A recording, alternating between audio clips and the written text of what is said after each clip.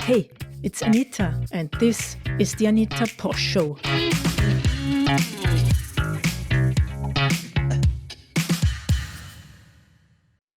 Hello, everybody, and welcome to the Anita Posh Show, where it is my pleasure to keep you up to date with topics around Bitcoin on a global stage and also the local impact it has on people like you and me. My guest today is Meron Estefanos. She's a Swedish-based Eritrean human rights activist and journalist who works tirelessly to aid and raise awareness about the plight of Eritrean refugees who have been kidnapped, tortured, raped, and held for ransom in the Sudan and the Sinai.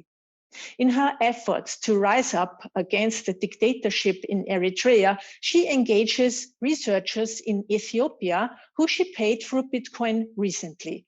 We're going to talk about her work and why Bitcoin is a different and much better way to pay people in Eritrea and Africa than the Hawala system or Western Union. As always, you can watch this video on YouTube. You can listen to it in your favorite podcast player. Please subscribe and share it with your friends. If you want to become a sponsor of this show, please drop me a line at hello@anitaposh.com. And now, a short word from one of my sponsors, and then on to the show. Enjoy. Many people worry about the right storage for their Bitcoin. And yes, holding them isn't always easy. The safest way is offline, physically. That's why Coinfinity developed the card wallet, the professional and easy solution. Order it now at cardwallet.com/Anita and get 20% off. Do you want to stay up to date with the things that happen in Bitcoin from my point of view? Then subscribe to Anita's Weekly, my newsletter with articles, videos, quotes, short tips on how to use Bitcoin and all that for free. Subscribe to Anita's Weekly at anita.link/weekly.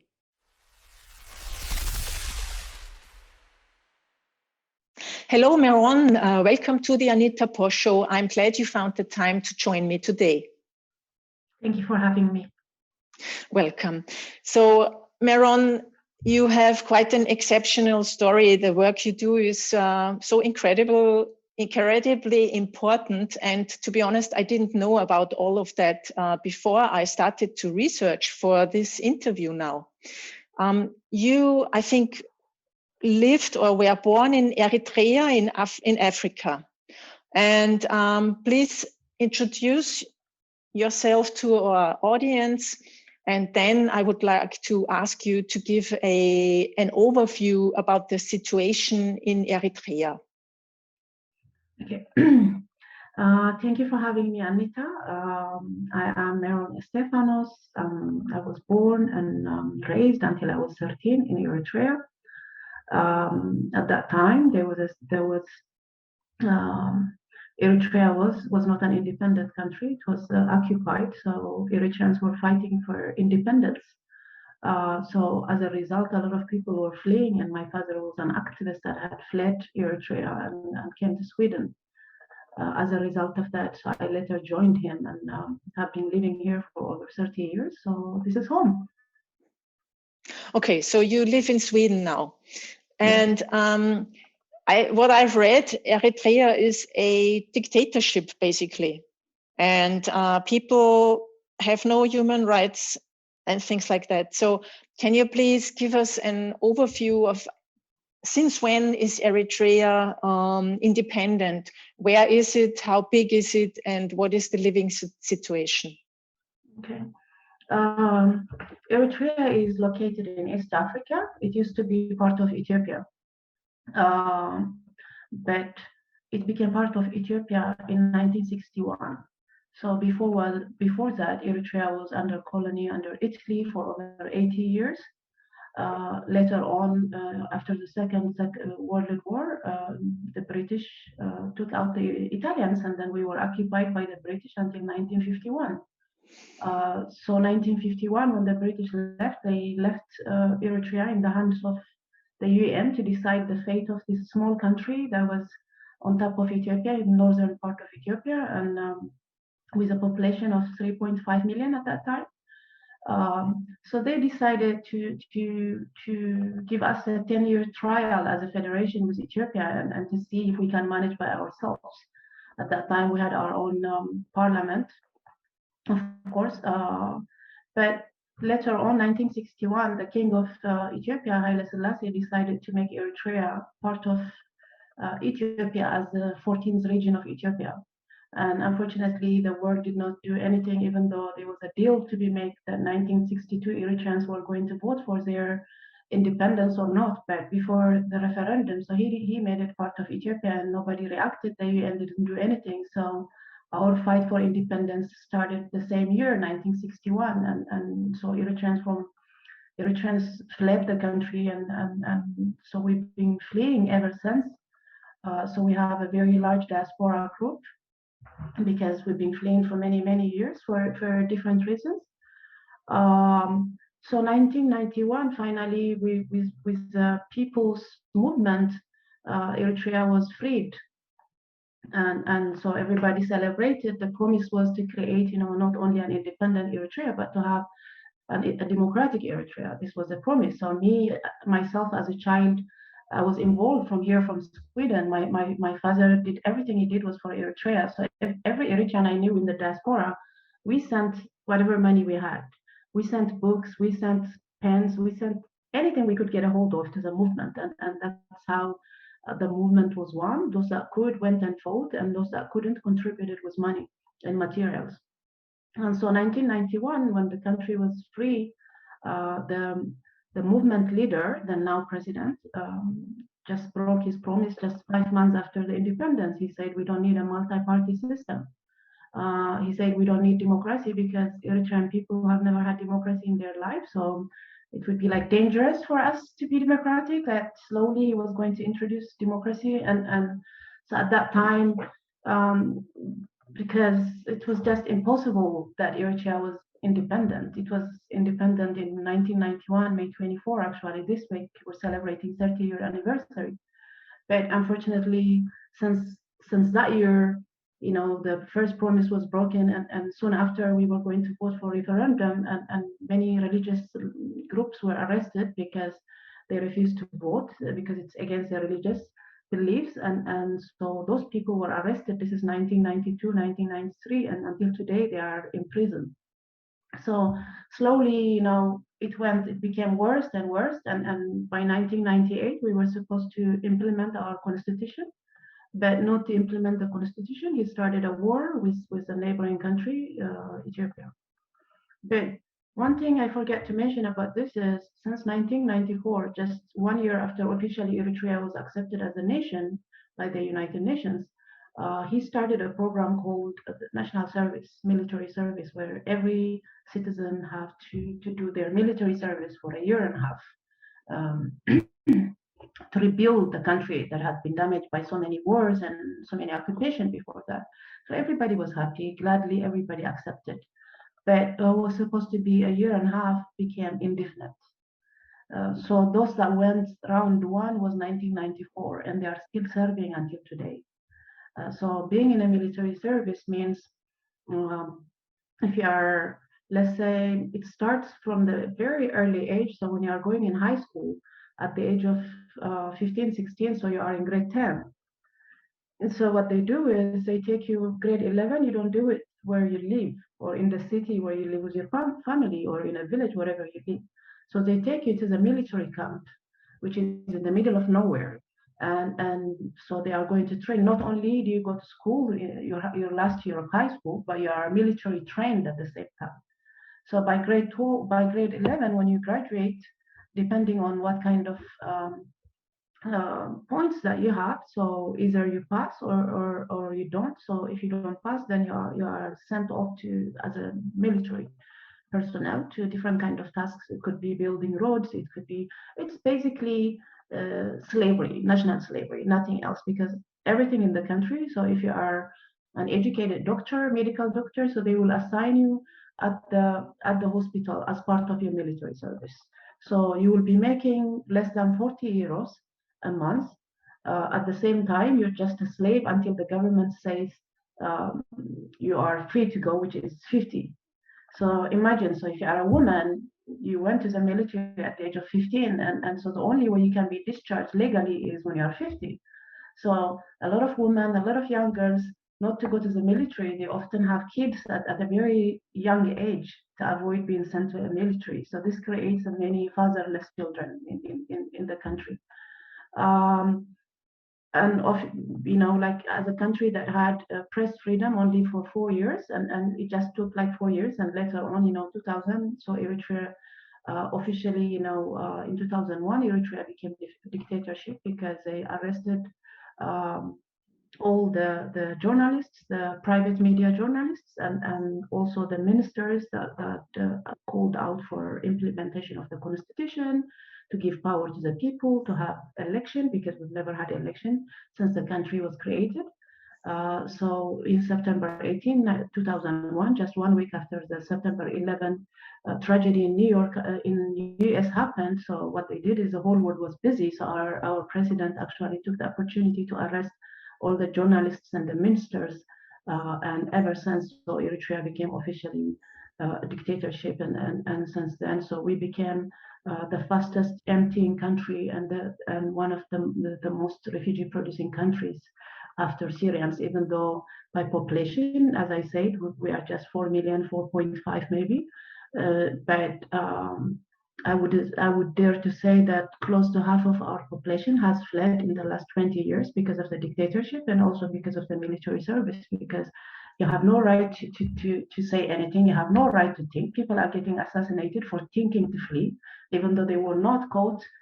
But people can accuse you. You can get accused. If I say I'm hungry, it can be interpreted in a wrong way, and they can accuse me of saying, so you're trying to say there is starvation going on in the country.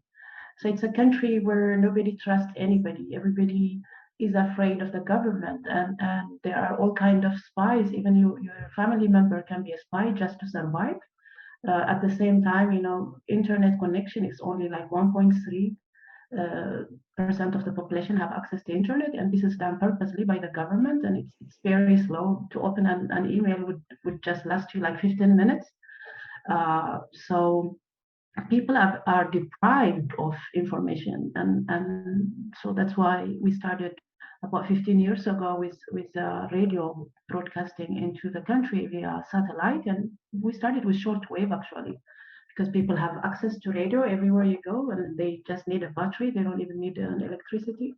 So in our case, it worked, and a few years later, of course, so a lot of other radios came, and until today, the radio where I was working is one of the leading radio stations with a reach of 500,000 people inside the country. Mm-hmm. Wow, what a story! And why do you think the world has forgotten Eritrea, the people of Eritrea? Is it because it's such a small country and it doesn't have natural resources and stuff like that? Why is nobody talking about that? Exactly, it's a small country with a small population, and we are a poor country. We don't have that much resources like others, so we're not important for any country to fight for us or to even stand for the people of Eritrea. Of course, you will have condemnations from the European Union and the US State Department all the time, but at the same time, there's no action. So it's just an empty resolution to make the people of Eritrea, but at the same time, they're funding the dictatorship as well. Mm-hmm. So now, this situation is very, very bad, but it gets worse. It gets even worse now. So tell us about the story, or what you basically are doing now. Who are you helping? And so many refugees are searching for a place to have a peaceful life, and on that way, they are getting kidnapped and, worse things. Please tell us a little bit about that. Well, as I said, so since 2005-06, I've been doing the radio, and then so in 2008, so I just start focusing on refugee issues, because that gave me more peace of mind, because when I was, as an activist, political activist, trying to change things in Eritrea, I felt like I was too far away from Sweden. There was nothing more I can do rather than just talking in a radio. But with refugees, it gives you peace of mind, because these refugees, when they call you, it could be, regarding any emergency that they have, and for them it's a matter of life and death. But for me, it's just one phone call, and that one phone call could save the hundreds of lives. So slowly people start saving my number and started calling me from all over the world, and the refugees that are drowning in the Mediterranean Sea, 600-700 people, 800 people at a time, and they would just call you and tell you, you don't know these people, and they would just say, we have no hope, and you are the only person, like after God, our life is in your hand, and they give you a responsibility that you don't really want. And so they're desperate. I don't have the heart to say, sorry, I don't want that responsibility, just try to calm them down. But when a person calls you from the Mediterranean Sea, when they are in distress, it's very difficult, because you feel we try to send them help, but if they don't get help, then it's your fault, because they have given you the responsibility of their lives. And so it started like this, and then slowly refugees start calling me. I heard, someone told me that his brother was kidnapped, and he was being asked for a ransom of $20,000, and it seemed like a bit exaggerated. I knew about the kidnapping, but I knew that it used to be up to $4,000, and people did not really make a big deal out of it. They used to pay easily. But so slowly this has jumped to 20,000. From 4,000, it went up to 20,000, which was amazing, and I couldn't believe. So I called the group, and I don't know, I just got really touched by their stories. It was a group of 28 or 29 who were being held together, and they were shackled with chains. There was only one female 18-year-old girl, and she was getting raped, gang raped by so many, and also being tortured, all kind of terrible methods that you can think of.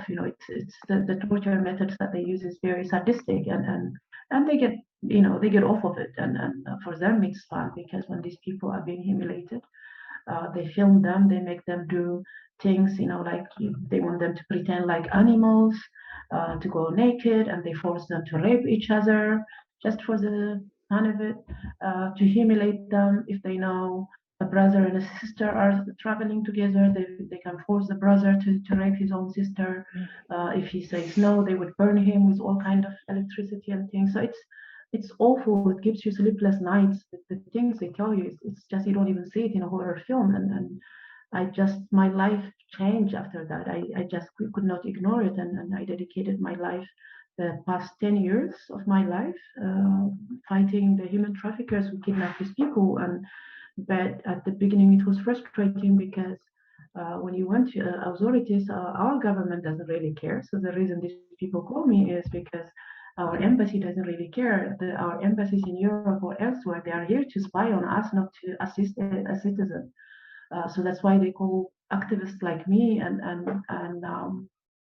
So when I wrote to UN and others, and anybody that I could think of, I wrote to my government here in Sweden.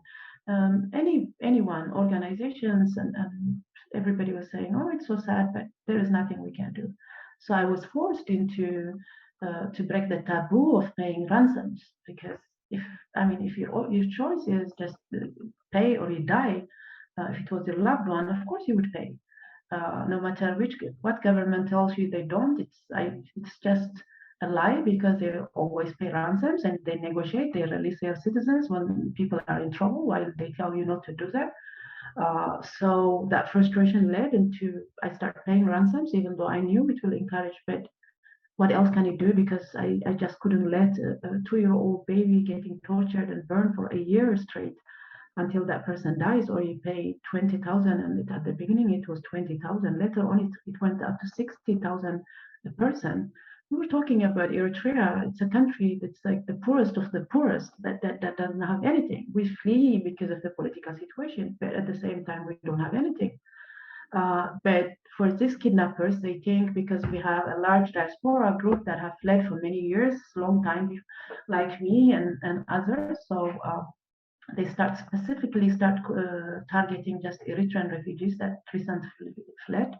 And to get out of Eritrea, you have a shoot to kill policy. You're not supposed to flee, but you're so 50% will make it out, and then 50% once you make it, 50% will get kidnapped because the traffickers are roaming around the border area. Traffickers are corrupting the border guards into luring refugees to them, and so. See, you can hardly stop it because we're talking about you flee from Eritrea, you're in Sudan, the Sudanese guards are kidnapping you, selling you to the traffickers, and the traffickers are selling you off to Egyptians, who then auction you off like a slave. And so traffickers would line up and buy off however many of Eritreans they want to. And then they will set a price, the later on it became the cheapest price you could pay was 33,000, and the largest was 60,000 a year. I mean, for a person. Because of this, so over 10,000, close to 10,000 Eritreans disappeared or died just in Egypt alone because their family could not pay ransom. And close to 40 to 50,000 paid and are now alive, scattered all over the world. But we're talking about, so in 5 years' time, we Eritreans paid close to $1 billion just in ransom. And to who, we don't even know to who we paid. They could be terrorist groups, they could be anybody, but even the Western country, they never cared. We tried to get them interested. I was always in touch at the EU Parliament, the European Commission, State Department, but nothing was being done. Of course, they take the information you have, but at the same time, they didn't do anything. So the same method now was copied in Libya after Muammar Gaddafi died. So now Eritreans who try to flee towards Libya to come to Europe since 2012, 2013, they keep getting kidnapped. And the same method that in Egypt, it's being committed in Libya. The only thing that's different is in Egypt, when these refugees were getting kidnapped and when they were getting tortured, families, so they forced families to listen to the torture and to listen while their loved one is getting gang raped. That's how they force you to pay. So in Libya, they became a bit high tech, and so now they call you via video call, and they show you as your loved one is getting tortured and getting raped, and of course, so anybody would just borrow money from whoever you can, and you do that. I myself, my cousin was kidnapped after covering this issue for many years. So later on, she became the victim, and it was just too much for me to listen to my little cousin getting gang raped by 5-6 guys. And I have to be on phone, and they keep calling me when she's tortured and everything. At last, I had to pay $37,000 for her freedom, and which will take me years to pay off the debt that I put myself. And imagine, I live here in the West. Imagine those that are in Eritrea, a poor family that borrowed money, $30,000-$40,000 for generations. They're not going to be able to pay. This is going to affect us for many generations to come. So this is the story that I hear on a daily basis, the phone calls that I get. But this sounds like that it is like a business. I mean, the tortures, the kidnapping, the selling of people, like on a market, like slaves. I read also one of these things in one of these reports from Human Rights Watch, I think, or something like that. What can be a solution here? I mean, what are you doing now? Are you trying to get so many donations to be able to pay all of that? But as you say, you in a way, it's encouraging the kidnappers to do more, isn't it? I mean, what could be a solution? Yeah, the last time I paid ransom is 2013, I think. So I haven't paid ransom after that. But families are still paying. As I said, when it's your loved one, if it's your daughter or your son gets getting tortured and raped, and you'll do anything. And the problem, as I said, the reason that we pay is because we have no one else to turn to. Our government doesn't care. The West doesn't really care about Black babies getting tortured and kidnapped. I can give you an example. Many times, Europeans have been kidnapped in the Sinai, Egypt, in the same place where Eritreans were getting tortured. Within a day, 24 hours, within maximum 2 weeks, they're out. How did they get them out? So if you can free one person because she's European or American or Israeli, but you cannot free thousands of refugees and babies amongst them and pregnant children, pregnant women. It's just, if it's not about race, it's about nothing. You know, we try to be polite, and here in Europe, you know, we say Black Lives Matter after George Floyd, but to be honest, more Black people are killed in European soil than in American soil, because people crossing to Europe are dying on a daily basis, and nobody cares because these are Black babies that are dying, and people are getting used to Africans are so dehumanized everywhere by media and everything that you see. So people don't react when it's about us. And politicians, you know, what they care most and what they fear most is public opinion. So as long as the people don't care, politicians are not going to do anything about it just because Meron is screaming or. Yeah, I think it's also because it's like us and them, you know, like it's not a case of Europe or like Austria or Sweden or the US. It's Eritrea. It's their stuff. They have to cope with it. Yeah, they should try to force the dictator out. Yeah, but how can you do this? Yeah, if you have no means and no power. Yeah, exactly. So what are you doing now? You said something about research and trying to find those traffickers and stuff like that. Yeah, so since I started covering refugee-related issues since 2008, you know, you get to hear all kinds of stories, everything that I just said, like the torture, the death in the Mediterranean Sea, and everything is caused by the traffickers as well. You know, there is an European policy when these people die, but at the same time, there's also the traffickers that facilitate. You know, instead of sending 100 people in one rubber boat, they put 500 people in that rubber boat just to be greedy and to make money. And of course, so every season around this season, we always get all kind of phone calls, and at least 5 to 6 boats that drown are always carrying Eritreans. So for us Eritreans, we're so used to around when the summer is about to approach that at least 3,000 Eritreans are going to die just during the summer in the Mediterranean Sea. And so we have become so numb and so used to it because it happens every year. You just fear and you say, I hope this year is not going to be like it was last year. And you hope for the best, that it's going to be less people that die. But unfortunately, people are going to always die. People are going to always flee. And even if it's us and them, but it's everybody's right to seek asylum. We all have a right to go anywhere and ask asylum. As long as these countries are a UN Refugee Convention signatory.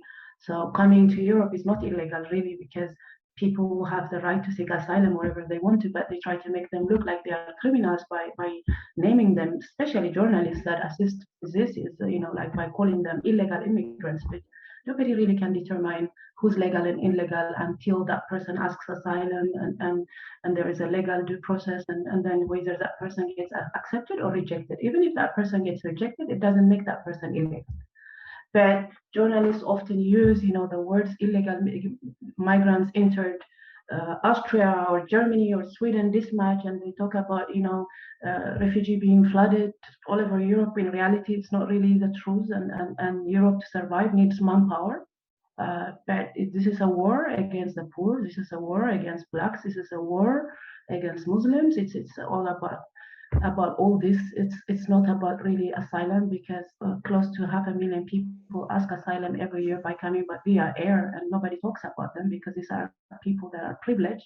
They are not poor and desperate people like those that come by boat. So instead of talking about 500,000 people, at least that come in different countries and ask asylum every year. So we talk about the 60,000 or 70,000 a year that cross via the Mediterranean Sea, or, you know, those that cross via Greece, Turkey.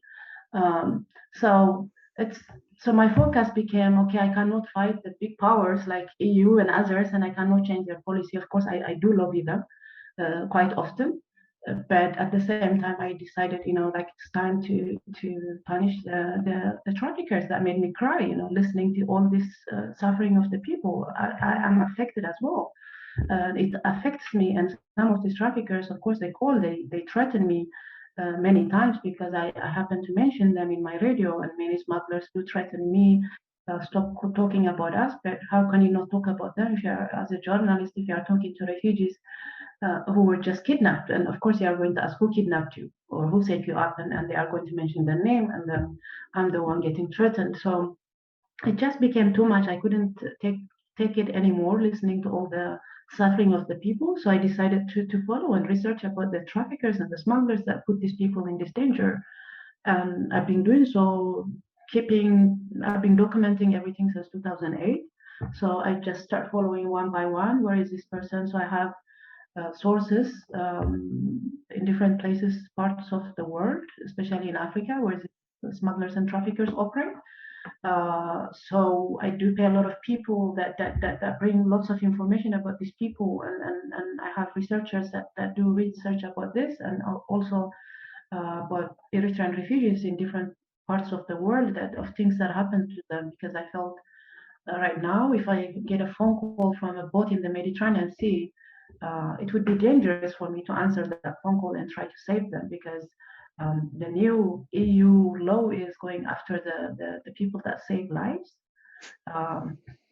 So you'll get punished, and for every life that you bring into the Italian Sea, for example, so you are punished 10,000 euros per each person, and you can be sent to prison as well. So as a solo woman, I cannot put myself into that danger. So I stopped answering phone calls like that instead. So now my focus is just going after the traffickers and helping authorities in different parts of the world, that whoever wants to go after them, I'll help them, because I've got the information they don't have, and they got the means, and so I do collaborate, and this is what most of my work has been the past 2 years.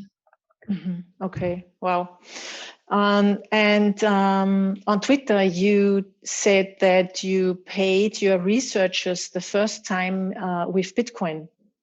And usually you do it through Western Union or with the Hawala system. Can you please explain the Hawala system to us? Sure. The Hawala system is an unofficial way of banking system. Nowadays there are those so-called registered Hawalas, but the Hawala that I'm talking about is it's just a money transfer that's based on trust. So if I'm in Sweden, I want to send money back home to my mother, then I'll contact somebody here. There are those people that receive money. And so you give it to them. If I send 300 euros, then so my mother will get her money in cash within 2 days, maximum 3 days. And so the businessmen that cannot move their money out of Eritrea, Ethiopia, or in most parts of Africa, it's very hard for businessmen to move out their money, especially in hard currency. So for this reason, they want to keep their money abroad, and so they use their family members and friends that they know that are abroad to collect money for them, and they give away cash for us back home. So this is how we've been sending, I don't know, over 40 years, since maybe even longer, since Eritreans started fleeing and other Africans started fleeing, coming to the West. So this is a way that we send our money. And there is another way, is of course like Western Union, which charge you. There's a transfer fee, and on top of it, like you are required to give ID card, and also for the person, the person have to require an ID as well. But it's not only that, but the rate that you get is at a fixed rate that the government fixed. So for example, Eritrea, a few years ago, 100 euro used to be worth close to 8,000 in local currency, and then so the government decided now we're changing money, and they put down the money to 1,500. But in value, it doesn't really buy you much, but it just became like that. So if I send money via Western Union, so my mom is going to get 1,500. If I send via the Hawala system, so she can go get more than what the bank will give. Sometimes it can even be double if I send to Ethiopia than what the fixed price or what the bank would give you. So for this reason, everybody, of course, prefers to send via the Hawala. There is no guarantee. It's just a matter of trust. And I know people that send $50,000, $60,000 at once via Hawala. We're not talking about only like $200, $300 if they accept like as large amount as you want to. And this is how we're talking about billions and billions of money in remittance are also sent this way, not only like the businessmen, but even when we send for different reasons. So these are the means that we've been using, and now I learned because the Human Rights Foundation has been giving Bitcoin what do you call. So they've been teaching us about Bitcoin, and so they have had like all kind of workshops for activists to get to know, to learn about Bitcoin, how to receive, how to send, and also like how to receive donations for your organizations and things like that. So I got very interested slowly, and so even though for many years they've been trying to get us interested, and for many years they've been giving us all kind of workshops in person. But now was the time for me to be interested in Bitcoin, and especially I loved it how you can receive and send, and so they taught us about the wallets and which wallets and what kind of wallets. So then I started learning which were the best, so I loved the Blue wallet and the Moon wallet Lightning, which doesn't, you don't need anything to register. You don't even need an email or anything. So which was amazing how easy it was into receiving Bitcoin. So then I said, as we were learning about this, so my mind always works into different ways, and so I said, yeah, this could be a way to send money back home. Okay, maybe not to Eritrea, because as I said, it's very few people have access to internet, but still, our people are all over Canada, Ethiopia, Sudan, or elsewhere, and so I started training a few of my researchers to learn how to receive the same way I learned, and so now it went well, and since my tweet, it's very exciting. There are so many Ethiopians, Eritreans, so many Africans that are interested, and I've been getting like hundreds of emails. I had to disable my Twitter DMs because it was too much. I couldn't teach one by one to so many people. So I'm actually thinking to do a tutorial on Paxful and the other wallets, so that it becomes easy. But it's exciting to see people getting excited in Africa about Bitcoin. Cool. And why do you think is it better than the Hawala system?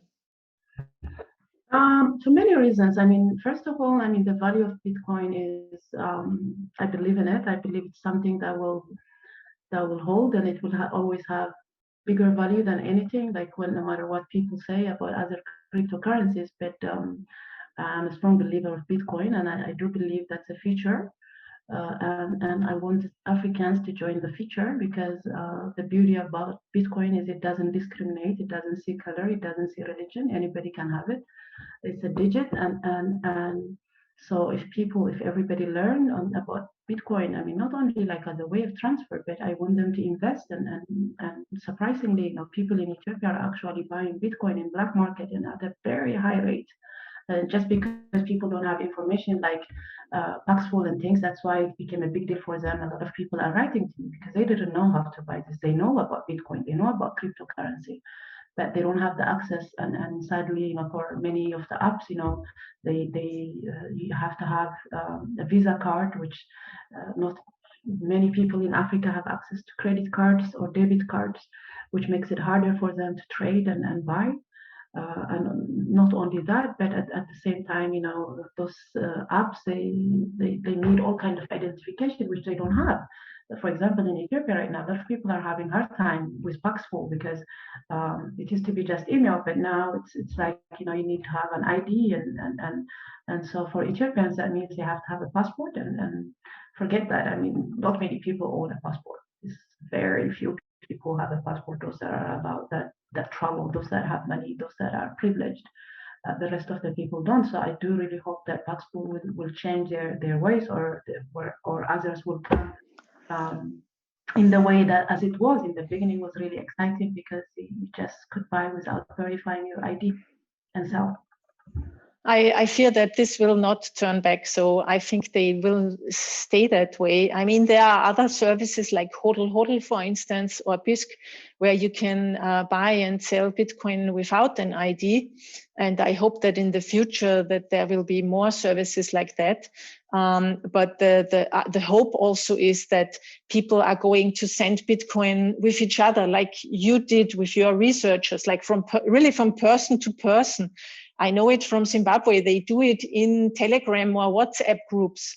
Then they meet up, or then they know each other and they exchange person to person, and then you don't need an ID, because it's also very important, I guess, from the point of view for refugees, because if you flee countries, you also don't have the same currency there where you go than where you come from. Yeah.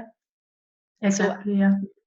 Exactly. Yeah. I mean, it makes everything easy. First of all, as I said, with Bitcoin and comparing to the fixed rate, as I said, the government can change the price. In Africa, it has been done so many times, where the value can just decrease by 80% in one day, just because your president wanted it to be like that, and nobody's going to do anything. So in value, nobody wants to hold in local currency because it's not trusted, because the government and their policy is not trusted. So as a means of saving and as a means of just having all your money in Bitcoin is much safer for everybody, and a lot of people are now realizing. So, like for countries like Uganda, I do send Bitcoin there, and it's very easy. It's not that hard, and the people we can buy Bitcoin by just via mobile payments or in person in cash, just over WhatsApp group or anything. So people are used to it, but for Ethiopians and other parts of Africa, as I said, it's stricter and it's harder. It's going to be a bit hard to reach, but as long as people are understanding now the value of it, and I think everybody's going to invest whichever way. People always find a way, and so now refugees are learning about this. So for us, it's easier to send them, as you said, via Bitcoin, just like the Venezuelan refugees, who have played a big role in receiving and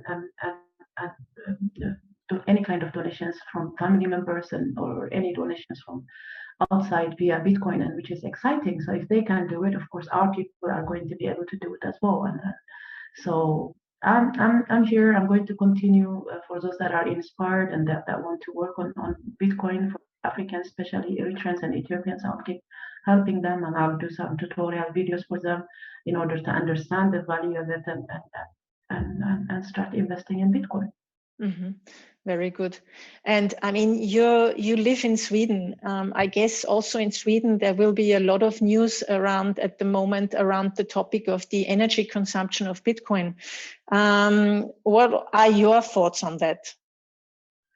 I mean, there's all kind of controversy, but I've also read at the same time that it's like whatever they are claiming, it's not as much emission as well. So I've seen some studies yesterday. I was reading about it, and it's not that they are claiming just because they say so. They will have to prove it, I guess. And nowadays, how many people are mining? To be honest, it's not that much. So. Yeah, I mean, it uses a lot of electricity, that is true, but it needs it to secure the value of the network so nobody can hack it. But the question is, I mean, for me, the point is, if I compare it with the positive effects that Bitcoin can have in humanitarian improvements for the people, I say, okay, then, yeah, we need this electricity, but still we can do so much that's positive that outweighs all the negative externalities. And I also think that they are over exaggerated, because the euro, the US dollar, the petrodollar all use energy and have bad emissions. So, yeah. Exactly. So it's just hypocritical for anybody that questions that, because there are so many other things that we do on a daily basis because it's necessity. We use electricity for so many reasons, and we cannot stop it because we know it's being consumed like a lot of electricity. But as you said, you look at the necessity of it and what outweighs what's important, and then what's not. Of course, the environment is very important. I'm not saying it's not, but at the same time, money is important as well. Without it, we cannot survive. And the same thing, we're talking about Bitcoin. It's the future money, and so. Yeah, there's always going to be a controversy, regardless. Like when you make money on Bitcoin, people always will criticize you. When you don't make money on Bitcoin, people criticize you. If it goes up, people say something. If it goes down, so I've learned to just ignore what all those negative, toxic people. I believe in it, and I'm enjoying. I'm happy. I learned about Bitcoin, and yeah, so I'm going to continue with this. And it makes your work easier. And you would Exactly. say maybe that even when more humanitarian organizations would use it, then it would make their lives easier too. Yeah, and actually, surprisingly, a lot of organizations that I know, a lot of activists do use Bitcoin as a method of receiving payments, especially those that are in the third world, because often the governments do not allow them to have any kind of donations from outside. They would label them and call them spies of the West or something. So it's very difficult. So to be discreet, a lot of activists I know and organizations are discreetly receiving money in Bitcoin, donations in Bitcoin, and there is no way to trace it. And even if that one person happened to be arrested, so there are only 3 people that have access to the code, so they can never have it. And we as activists know that. And also, like as activists that are fighting dictatorship, it's also Bitcoin can be a tool to fight the dictatorship. So that's the way I look at it. One is to help the people on the ground as a way of transferring method, and secondly is as investment, and thirdly is to even topple dictatorship, because if for example in Eritrea, over 36% of the population survives because of remittance that we send, and who controls the banking is the government, who controls the Hawala is the government. So the people that give money out in Eritrea are actually part of the government because they need our hard currency. So if we're Eritreans and other Africans, whoever is that's fighting dictatorship, if they start sending things just via Bitcoin, that means you took away the power of that government. Because without money, they're nothing. So for me, I look at it as a tool for so many things. When you're an activist, you can use Bitcoin for so many things, great things. And so I'm thankful that it exists. And I hope more people learn. Mm-hmm. A very important point, what you just said about how to take down dictatorships, yeah, just to dry them out, give them no more money, yeah, mm-hmm. Exactly. Opt out of the system, yeah, and use Bitcoin, yeah. Exactly, yeah. Great. So how are you going to use Bitcoin in the future? You said something about collecting donations. Is there anything, what can the audience do? Do you already take donations? How can we support you and your work? Yeah, anybody can that wants right now. I haven't set up an organization that receives donations. I'm just a private person, as I say. But anybody who wants to help can always reach out. I'm always active on Twitter. My email is there. Anybody can email me or write me on Twitter and get in touch. And if people have more ideas on how me as an activist can use more tools that could help my activism, so reach out. There's all kinds of things that you can do. It's not only donations. People can share ideas, and that's very helpful as well. And do you need help in setting up a donation website? Because I guess I have many listeners who can do this technically. Yeah, sure. Yeah. Okay. I don't have a website. As I said, I'm a solo woman doing so many things. So it's amazing after all these years, I still don't have a website, but yeah. Yeah, that's what true. What can you do? Maybe we talk afterwards. Maybe I can help you with a small website if you like. And I'm sure we can find somebody who sets up a PTC server for you so that you can receive Bitcoin into your, what did you say, Blue Wallet or into the Moon Wallet? Yeah. Yeah. Okay, cool. I mean, cool. Yeah, as cool as it can be with this serious topic. Okay, yeah. Anything you want to tell the audience? I will put the links to your Twitter and yes, and maybe also the 2 stories you shared with me yesterday. I will put that in the show notes. Right. And anything that you want to say to our listeners? Stay engaged. People. Often, when we have an interest, you can be interested in Bitcoin, and you still can be interested in human rights as well.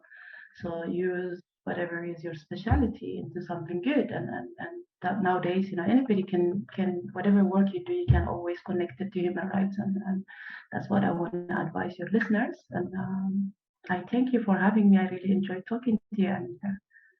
Thank you very much, Meron. And I'll get in contact with you about the interview and also the website we're doing together. Sure. Sounds good. Okay, super. Thank you very much. Have a good day. Bye-bye. Bye. Bye. Thanks so much for joining the Anita Posch Show today to learn more about Bitcoin. You can find the show notes for this conversation on anita.link/show. If you want to get the best stories in Bitcoin from my point of view in your mailbox, go to anita.link/weekly and subscribe. And if you have a question or just want to send me some feedback, drop me a line at hello@anitaposch.com. See you next week when it's time for the Anita Posch Show. Music, start with yes, delicate beats. Content, idea and production, Anita Posch.